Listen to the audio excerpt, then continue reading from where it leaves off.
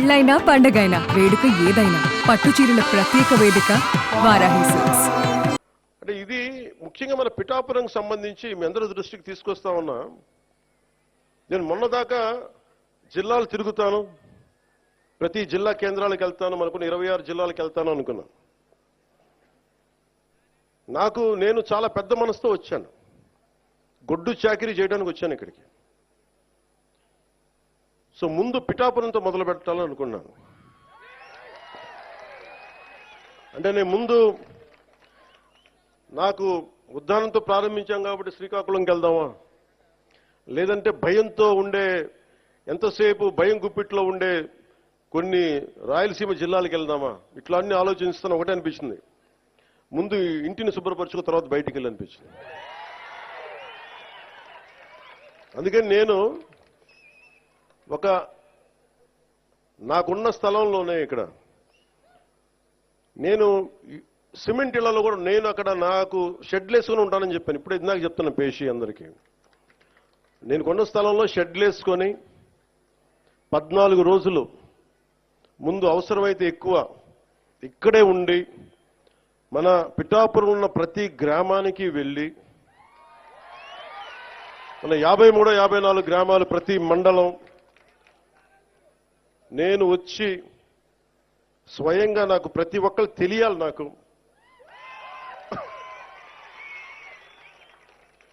అందుకని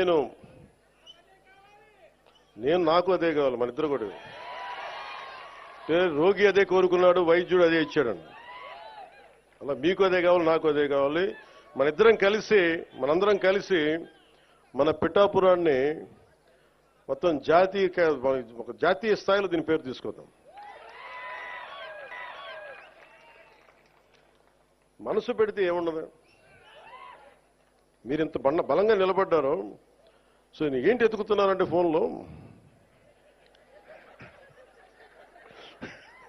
అలా కాదు. నాకు పిఠాపురం నుంచి చాలా కంప్లైంట్స్ వచ్చినాయి, అది చదువుదామని పెడతాను.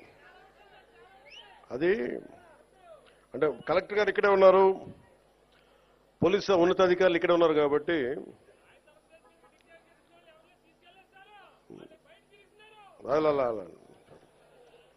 కొన్ని బయట మాట్లాడుకున్నాయంటే, కొన్ని లోపల మాట్లాడుకునే ఉంటాయి. కొన్ని ఇంటి సమస్య ఇంట్లో ఇళ్లలో మాట్లాడుకుందాం. అంటే పిఠాపురం పట్టణంలో కొంత ఎస్పీ గారి దృష్టికి తీసుకొస్తా ఉన్నా, కొంత ఉదాసీనంగా ఉన్నారు మన పోలీస్ వ్యవస్థ అని చెప్తా ఉన్నారు. ఒకసారి మీరు చేయండి, ఎందుకంటే చిల్లర దొంగతనాలు పెరుగుతూ ఉన్నాయి. గంజాయికి అలవాటు పడ్డ కుర్రాళ్ళు 100-500 లాక్కొని పోతా ఉన్నారు. దొంగతనం చిన్నదే కావచ్చేమో కానీ ఊళ్ళల్లో నోటి మాట ద్వారా దొంగతనాలు పెరిగాయి అనేది మొదలైతే పవన్ కళ్యాణ్ వచ్చి దొంగతనాలు పెరిగినాయంటే చాలా దరిద్రంగా ఉంటుంది. దయచేసి చూసుకోండి. సహా చెప్తా, ఇంకా చాలా లిస్ట్ ఉంది, చదవనే. పిఠాపురం పట్టణంలో రథాలపేట, ఇందిరానగర్, అగ్రహారం ప్రాంతాల్లో గంజాయి వాడకం పెరిగినది ఉంది. అవునమ్మా?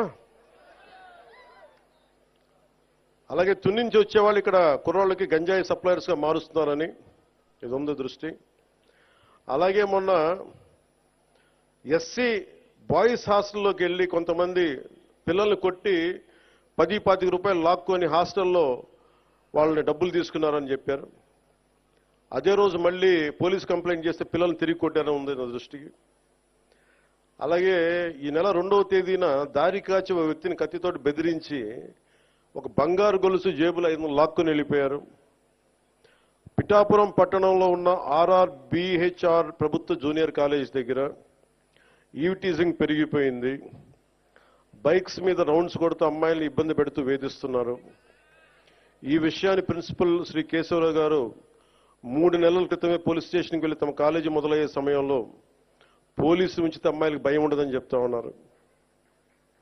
ఈ కాలేజ్ దగ్గరే కాదు, పట్టణంలో ఉన్న ప్రైవేట్ కాలేజీల దగ్గర, బస్ స్టాండ్ దగ్గర ఈవ్టీజింగ్ పెరిగింది. రాత్రి వేళ రోడ్ల మీద బైక్ విన్యాసాలు చేసే వాళ్ళతో ప్రజలు ఇబ్బంది పడతా ఉన్నారు. ఇలాంటివన్నీ చాలా ఉన్నాయి. సెటిల్మెంట్లు పోలీస్ స్టేషన్లో కాకుండా, లాయర్స్ కాకుండా కొంచెం దయచేసి అందరూ మనస్ఫూర్తిగా దృష్టి పెట్టండి దీన్ని. అంటే నేను ఎందుకు చెప్తున్నాను ఈ మాట అంటే, నేను తిరుపతి సంఘటన జరిగింది. అక్కడున్న పోలీస్ శాఖ గనక నిజంగా అక్కడున్న డిఎస్పీ గారు గనక సవ్యంగా బాధ్యత నిర్వర్తించుంటే, బాధ్యత అప్పచెప్పిన ఎస్పీగా ట్రాన్స్ఫర్ అయ్యేవాళ్ళు కాదు. నాకు ఇది చాలా బాధ కలిగించింది. అందుకని పిఠాపురంలో నేను ఎవరిని కూడా, మీరు అడగండి కలెక్టర్ గారిని కానీ ఎస్పీ గారిని కానీ, నేను ఎవరిని రికమెండ్ చేయలే. నేనేం చెప్పానంటే, నేను ఎవరిని వెండేట ప్రభుత్వం, మీరు గత ప్రభుత్వంలో మీరు పనిచేసి ఉండొచ్చు, నాకు తెలియదు, నేను అన్ని మర్చిపోతున్నా, గతం అంతా మర్చిపోతున్నా. ఇప్పుడు ఫ్రెష్గా ప్రారంభిద్దాం. నేను మిమ్మల్ని జడ్జ్ చేయను. నాకు ఇవ్వాల్సిందల్లా సుపరిపాలన ఇవ్వండి. తన్నా మనా అని భేదం లేకుండా అందరికీ సమాన న్యాయం చేయమని అంటే, అది జరగకపోతే మటుకు మళ్ళీ నా అలాంటి వాడు వచ్చి రోడ్ల మీద తిరిగితే ఎవరికి నిద్రాహారాలు ఉండవు. అక్కడ దాకా తీసుకెళ్ళదు. సుమన్ టీవీలో మీ పర్సనల్ అండ్ బిజినెస్ ప్రమోషన్స్ కోసం కింది నెంబర్కి కాంటాక్ట్ చేయండి.